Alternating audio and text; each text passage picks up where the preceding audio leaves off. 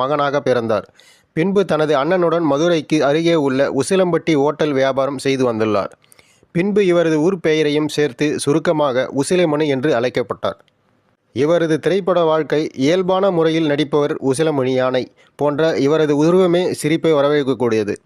தெலுங்கு, மலையாளம், இந்தி மொழி படங்களில் நடித்திருந்தாலும் இவர் 1000க்கும் மேற்பட்ட தமிழ் படங்களில் நடித்துள்ளார். எம்ஜிஆர் மற்றும் சிவாஜி, கமலஹாசன், ரஜினிகாந்த், விஜயகாந்த், மோகன் போன்ற நடிகர்கள் வரை, அதாவது 3 தலைமுறை நடிகர்களுடன் நடித்துள்ளார். இவர் இறப்பு 1993இல். இவர் சில மாதங்கள் நீரிழிவு நோயால் கடுமையாக பாதிக்கப்பட்டுள்ளார். பின்னர் இவரது 2 கால்களும் அகற்றப்பட்டன. இதன் பின்னர் இவர் தன் நடிப்பை முற்றிலுமாக நிறுத்திவிட்டார்.